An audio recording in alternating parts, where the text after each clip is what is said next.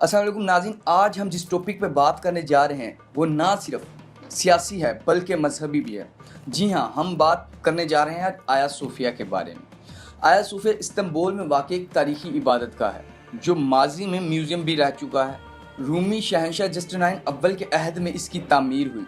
इस वक्त ये दुनिया की सबसे ज़्यादा जगह रखने वाली और पहली मुकम्मल मेहराबदार छत रखने वाली जाए इबादत थी और इसे बज़ंतीनी फ़न तामीर का निचोड़ भी समझा जाता है और कहा जाता है कि इसकी तामीर ने जो फ़न तामीर है ना उसका कॉन्सेप्ट बदल दिया, तारीख़ बदल दी। उससे पहले कोई भी ऐसी इबादत का या मस्जिद नहीं थी जिसकी इतनी बड़ी छत हो।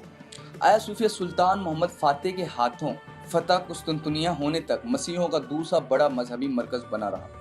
तकरीबन 5वीं सदी ईस्वी से मसीह दुनिया दो बड़ी सल्तनतों में तकसीम हो गई थी। एक सल्तनत मशीक में थी जिसका पाया तख्त कुस्तुनतुनिया था और दूसरी बड़ी सल्तनत मगरिब में थी जिसका मरकज़ रूम था, जिसे आजकल इटली भी कहा जाता है।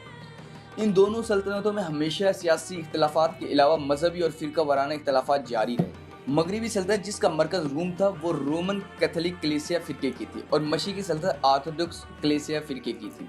आया सूफिया का चर्च ये आर्थोडॉक्स कलीसिया का आलमी मरकज़ था। आया सूफिया मसीहों के गिरोह आर्थोडॉक्स कलीसिया का आलमी मरकज़ था। इस चर्च का सरबराह जो बतरीक या पैट्रियार्क कहलाता था इसमें मुकीम था, लिहाजा निस्फ मसीह दुनिया इसको कलीसिया को अपने मुक़द्दस तरीन इबादत का समझा करती थी, जिस तरह मुसलमान खाना काबा को समझते हैं, बिल्कुल इसी तरह। आया सूफिया इस लिहाज से भी अहम थी कि वो रोम के कैथोलिक कलीसिया के मुकाबले में ज़्यादा कदीम थी।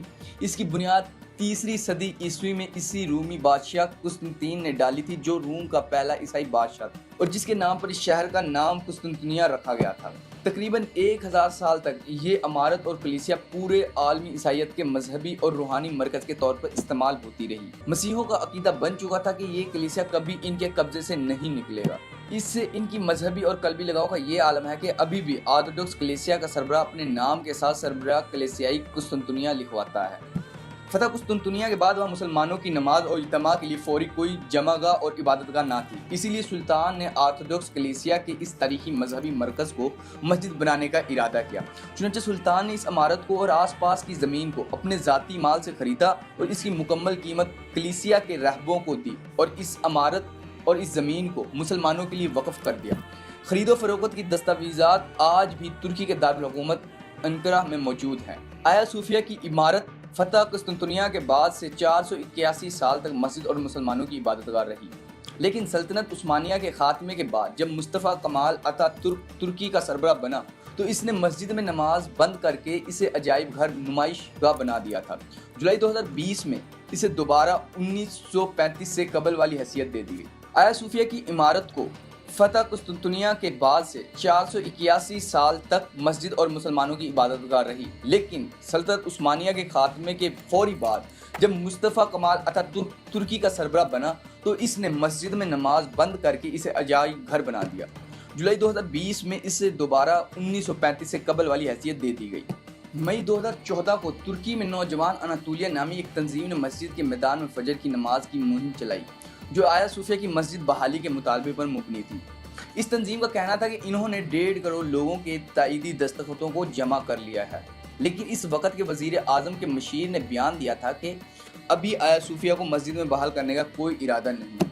जुलाई 2020 को तुर्की की अदालत उज़्मा ने आया सूफिया को मस्जिद में तब्दील करने की क़रारदाद को मंजूरी दे दी और अजायब घर की हैसियत को मनसूख करने की सरकारी तौर पर मस्जिद बहाली का फ़ैसला कर लिया।